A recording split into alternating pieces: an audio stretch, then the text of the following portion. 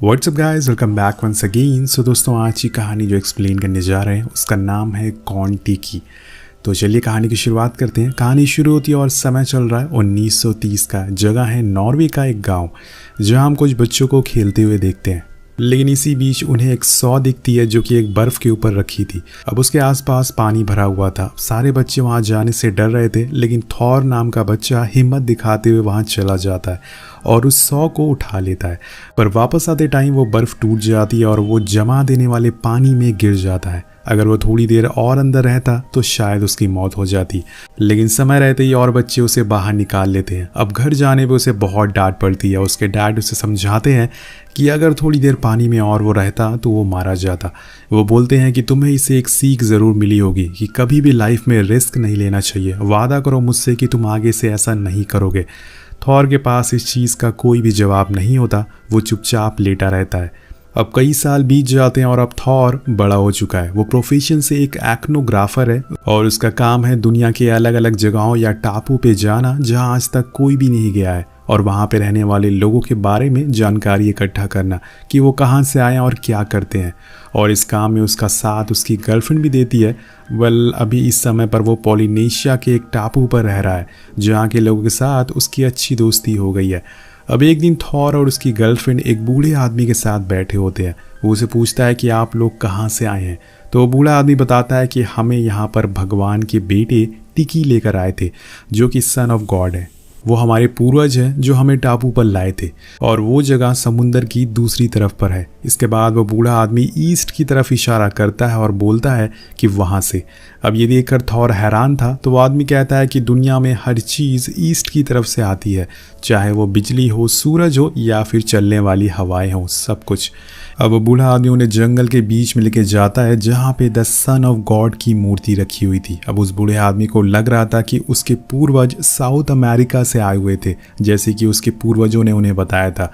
लेकिन किताबों और इतिहासकारों की माने तो ये लोग एशिया की तरफ से आए थे। यही बात थॉर को सोचने पर मजबूर कर देती है कि असल में सच क्या है।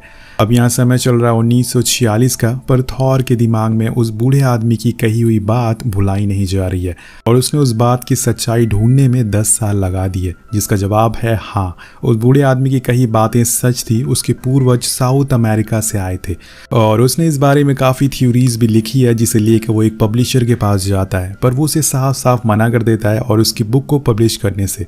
उसका भी कहना था कि तुम्हारी सारी थ्योरीज गलत है, क्योंकि आज से 1500 साल पहले साउथ अमेरिका के लोगों के पास कोई भी ऐसी चीज़ नहीं थी कि वो उस पर बैठकर पूरे समुंदर को पार कर वहाँ पॉलिनेशिया के टापू तक जा सके। लेकिन एशियन के लोगों के पास उस समय ऐसी बोट्स मौजूद थी जिसकी मदद से वो ऐसा कर सकते थे। इसलिए सच यही है कि वो लोग एशिया से ही आए थे। तो थॉर कहता है कि नहीं, ये गलत है। उनके पूर्वज साउथ अमेरिका से एक राफ्ट पर आए थे। अब ये सुनकर पब्लिशर हंसते हुए कहता है कि ठीक है, अगर तुम्हें ऐसा लगता है तो तुम एक काम करो, एक राफ्ट बनाओ और साउथ अमेरिका से उस आइलैंड तक पूरा समुंदर पार करके दिखाओ। और हाँ, कोई भी टेक्नोलॉजी यूज़ मत करना। अगर तुम ऐसा करने में कामयाब होते हो तो मैं तुम्हारी बुक छाप दूंगा। अब ऐसा करना तो नामुमकिन है, क्योंकि ये सफ़र पूरा 8000 किलोमीटर का है। बड़े बड़े शिप भी इस सफ़र में गायब हो जाते हैं। फिर एक छोटी सी राफ्ट कैसे पूरा कर पाएगी। लेकिन थॉर अपनी 10 साल की मेहनत को ख़राब होने नहीं देगा। वो इस सफ़र के लिए जोश जोश में हाँ बोल देता है और फंडिंग ढूंढने चला जाता है। सबसे पहले वो एक मैगजीन ओनर से मिलता है। वो उन्हें बताता है कि मैं एक राफ्ट से साउथ अमेरिका से पॉलिनेशिया के आइलैंड तक जाने वाला हूँ। तो वो ओनर भी कहता है कि हम कभी सुसाइड के लिए फंडिंग नहीं करते। उसका भी साफ साफ यही कहना था कि वो लोग एशिया से आए थे, ना कि अमेरिका से। तो थॉर बोलता है कि ये गलत है। कोलंबस के अमेरिका आने से पहले यहाँ के लोग उस आइलैंड पर चले गए थे। अब यहाँ से वो सीधा बार में जाता है जहाँ पे कुछ मछुआरे थे जिनका समुंदर के रास्ते से आना जाना लगा रहता था। वो उन लोगों को एक राफ्ट का स्केच दिखाकर कहता है कि इसे कॉन-टी-की कहते हैं। मैं इस पे पारू से पॉलिनेशिया तक जाने वाला हूँ, जो कि 8000 किलोमीटर का सफ़र है। क्या तुम में से कोई मेरे साथ इस सफ़र पर चलना चाहेगा? तो एक आदमी कहता है कि मैं अटलांटिक महासागर में 22 दिन तक रह चुका हूँ, पर जिस बोट पर मैं था वो आज की आधुनिक चीज़ों से बनी हुई थी, ना कि रस्सियों से। तुम जिस बोट से वहाँ जाना चाहते हो उसे तुम कुछ ही दूरी तक जा पाओगे। क्यों तुम अपनी जान गंवाना चाहते हो? जो तुम सोच रहे हो वो नामुमकिन है। यहाँ तो तुम अपनी राफ्ट का डिज़ाइन चेंज कर दो या फिर अपने फैसले, बाकी तुम्हारी मर्जी है। अब थॉर उनकी बातों से सहमत नहीं था, इसलिए वो बार से बाहर आ जाता है। उसकी ये बातें एक हरमन नाम का आदमी बड़े ही ध्यान से सुन रहा था। वो बार के बाहर आता है और उससे मिलता है, जो कि प्रोफेशन से इंजीनियर था। वो कहता है कि मैं तुम्हारी बातें सुन रहा था, मैं तुम्हारे साथ चलने के लिए तैयार हूँ। मेरी ज़िंदगी में कोई भी चीज़ इंटरेस्टिंग नहीं हो रही है, मैं अपने रिलेशन में फंस चुका हूँ, इसलिए मुझे थोड़ा रोमांच चाहिए। अब ये सुनकर अब थॉर थोड़ी देर के लिए सोच में पड़ जाता है और उसे दोबारा पूछता है कि क्या तुम सच में मेरे साथ चलने को तैयार हो या फिर ये कोई मजाक कर रहे हो। तो वो कहता है कि हाँ, मेरा ये अंतिम फैसला है। कुछ इस तरह से उसे उसका पहला साथी मिल चुका था। अब इस बात की न्यूज़ वो अपनी वाइफ को बताता है, जो पहले उसकी गर्लफ्रेंड हुआ करती थी। वो उससे कहता है कि मैं इस क्रिसमस पर घर नहीं आ पाऊंगा क्योंकि मैं पेरू से पोलिनेशिया तक जा रहा हूँ एक राफ्ट बनाकर, जो कि मैं खुद बनाऊंगा। अब ये सुनकर वो थोड़ा डर जाती है और ऐसा करने से मना करती है, लेकिन थॉर कहता है कि अगर मैंने ये नहीं किया तो मैं ज़िंदगी भर खुद को कोसता रहूँगा। इसमें मेरी ज़िंदगी के 10 साल लग गए हैं और मुझे ये करना ही होगा। ये सब सुनने के बाद उसकी वाइफ कहती है कि तुम्हें तो तैरना भी नहीं आता, पर वो कुछ जवाब नहीं देता और फ़ोन रख देता है। अब थॉर हरमन के साथ पेरू पहुंचता है, जहां पे पहले से 10 लोग मौजूद थे जो कि इनके साथ जाने वाले थे, और ये लोग भी। अब वो सभी को एक स्ट्रक्चर दिखाता है जो आज से 1500 साल पहले राफ्ट का था। उन्हें इसी तरह की राफ्ट को बनाना है बिना किसी टेक्नोलॉजी का इस्तेमाल किए बिना। अब यहाँ थॉर को आखिरी काम करना था, जो कि थी फंडिंग। वो इसी को लेकर एक अमीर आदमी के पास जाता है जो पेरू में ही रहा करता था। वो उसे बताता है कि मैं ये साबित करना चाहता हूँ कि जो लोग उस आइलैंड पर रहते हैं वो यहीं के हैं, हमारे देश के ही हैं, ना कि एशिया के। ये सुनकर वो अमीर आदमी पहले तो हैरान होता है और थॉर के जज्बे के आगे वो भी झुक जाता है और फंडिंग के लिए हाँ कर देता है। अब धीरे धीरे करके ये खबर आग की तरह फैल जाती है कि कुछ लोग पेरू से पोलिनेशिया तक का सफ़र एक राफ्ट से करने वाले हैं। इसी सिलसिले में एक दिन थॉर से मिलने एक एथनोग्राफर आता है, जो अलग अलग जगहों पर जाकर वहाँ के कल्चर को डिस्कवर करते हैं। वो आदमी भी थॉर के साथ जाना चाहता था और उसकी डॉक्यूमेंट्री बनाना चाहता था। सो यहाँ पे थॉर को एक और आदमी, एक और साथी मिल जाता है और अब उनकी टीम 6 लोगों की हो जाती है। पर इतने लोगों को एक छोटी बोट पर लेके जाना आसान नहीं है, साथ में इतने लोगों का खाना भी चाहिए।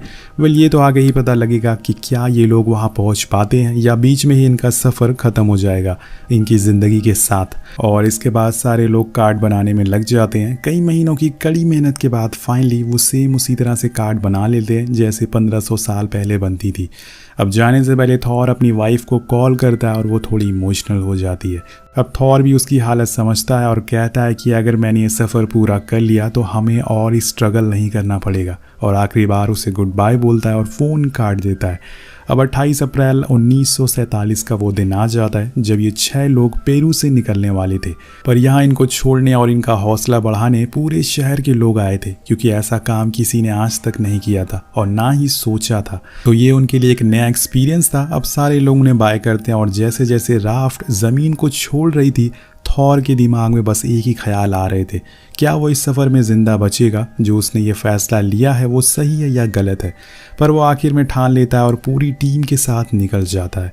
अब इन लोगों ने अपने साथ एक रेडियो भी रखा हुआ था ताकि ये बाहर की न्यूज़ सुन सके। अब सफ़र शुरू होता है और पहले दिन ये लोग जो अपने साथ खाना लाए थे वो खाते हैं और थोड़ा आराम करते हैं।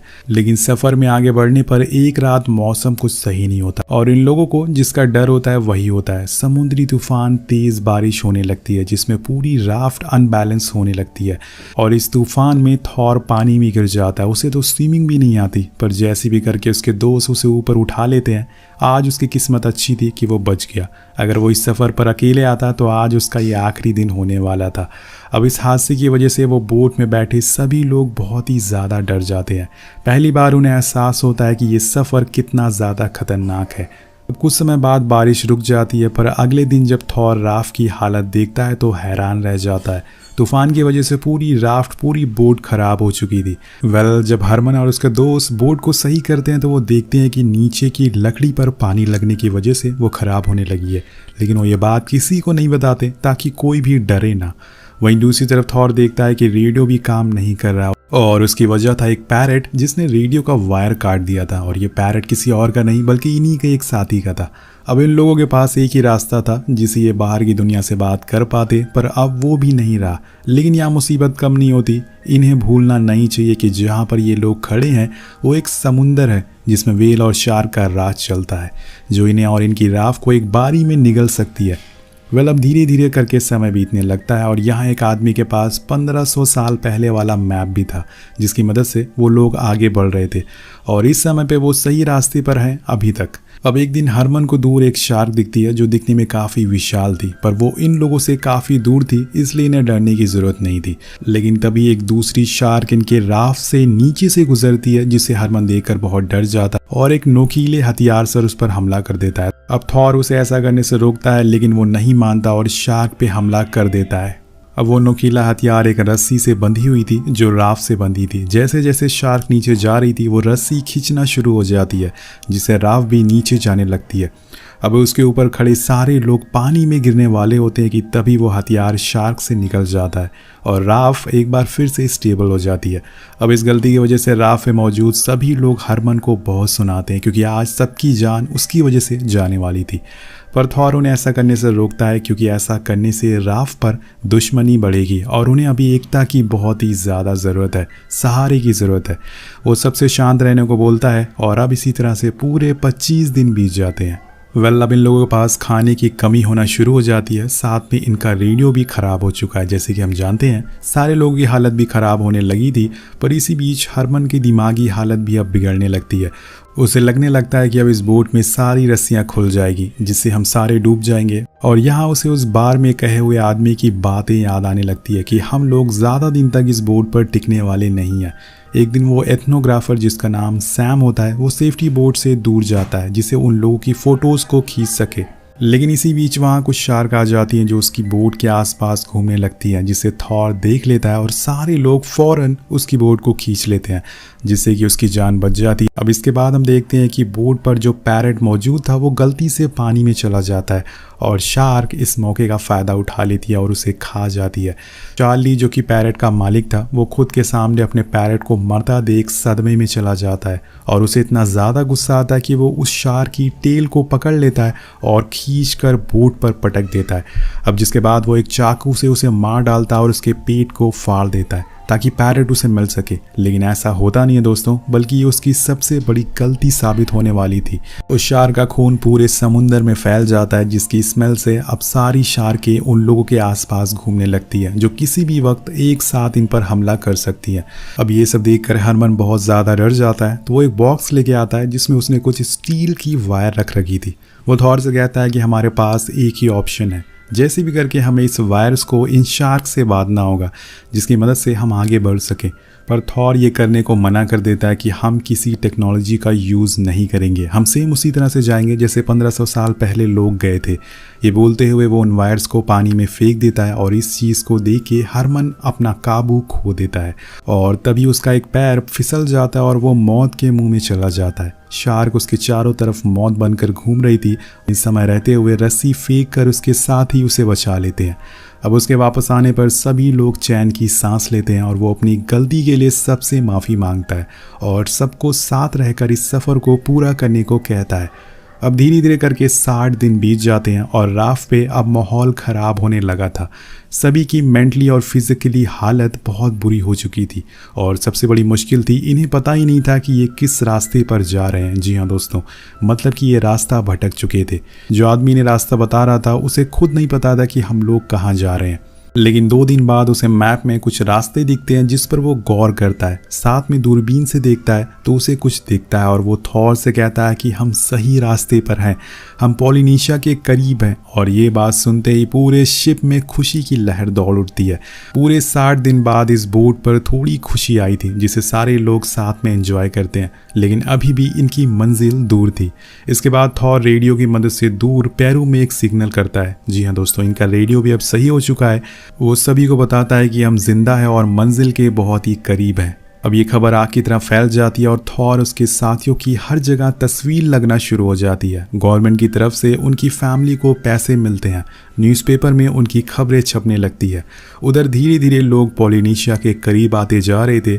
अब एक रात सभी दोस्त एक साथ लेटे होते हैं तो थॉर कहता है कि हम उसी स्टार को फॉलो करके यहाँ पहुँचे हैं जिसे 1500 साल पहले फॉलो किया गया था। तो आप सोच सकते हैं कि उसे कैसा फील हो रहा होगा। वो उसी समय पे पहुँच चुका है। ऐसा लग रहा है कि हम पूरी दुनिया में अकेले हैं, शायद नेचर ने हमें एक्सेप्ट कर लिया है। और आज का दिन है 8 अगस्त 1947। सुबह होते ही चार्ली को एक बर्ड दिखती है जिसे देख के सारे लोग बहुत खुश होते हैं, क्योंकि ये पंछी एक संदेश दे रहा है कि आसपास कहीं ना कहीं ज़मीन है। अब 101 दिन बाद एक दिन इन्हें दूर एक आइलैंड दिखता है जो पॉलिनेशिया का आइलैंड था। और ये वही आइलैंड होता है जहाँ पर इनका सफ़र ख़त्म होने वाला था। पर वहाँ जाना भी इतना आसान नहीं है। इनका सामना आखिरी सबसे बड़ी मुश्किल से होता है, एक बहुत बड़े तूफ़ान से, या फिर ये कहें कि लहर से। अब ये लोग एक कैलकुलेशन लगाते हैं। हरमन बताता है कि समुंदर में हर 13 लहर में से 12 लहर ऊंची होती है, इसलिए उन्हें अपनी इस राफ्ट को लंगर की मदद से पानी में रोक के रखना होगा ताकि जैसे ही 13वीं लहर आए वो इस लंगर को ऊपर खींच ले, जिसे हम तेज़ी से लहर की मदद से किनारे तक पहुंच पाएँ। अब वो लोग लंगर को पानी में डाल देते हैं, लेकिन 10वीं लहर में ही उनकी रस्सी टूट जाती है। अब उनके पास कोई और ऑप्शन नहीं है सिवाय गॉड को याद करने का। गॉड भी बहादुरों का साथ देते हैं। वो लोग लहरों को चीर कर आगे निकल जाते हैं, लेकिन इसी बीच थॉर पानी में गिर जाता है और उसे वही आवाज़ें सुनाई देती है जब वो बचपन में आरी लेने गया था। पर इस बार उसे डरने की ज़रूरत नहीं है क्योंकि अब उसके नीचे ज़मीन थी। जी हाँ दोस्तों, ये लोग पूरे 120 दिन के समुंदर को पार करके पॉलिनेशिया फाइनली पहुंच चुके थे। थॉर उस आइलैंड की ज़मीन को देखकर रोने लगता और उसने जो सोचा था वो करके दिखा दिया। उसके दोस्त उसकी तरफ देखकर मुस्कुराते हैं और थॉर भी उन्हें कहता है कि हमने कर दिखाया। अब इसके बाद वो लोग वहीं एक कैंप लगाते हैं और अमेरिका मैसेज सेंड करते हैं कि हमने करके दिखा दिया। अब बीबीसी न्यूज़ पूरी दुनिया में ये खबर सुनाती है कि एक आदमी जिसने 5000 मील का सफ़र एक राफ्ट से तय किया है। कहानी के आखिर में हमें इन 6 लोगों की ओरिजिनल फ़ोटोज़ दिखाई जाती है। साथ में ये भी बताया जाता है कि इस सफ़र के बाद ये साबित हो जाता है कि पॉलिनेशिया के लोग एशिया से नहीं साउथ अमेरिका से आए थे। अब थॉर इस खोज के बाद भी नहीं रुकता। उसने अपनी पूरी ज़िंदगी साइंस और टेक्नोलॉजी को दे दी, पर 87 साल की उम्र में उसकी मौत हो गई, जिसके साथ ये कहानी ख़त्म हो जाती है।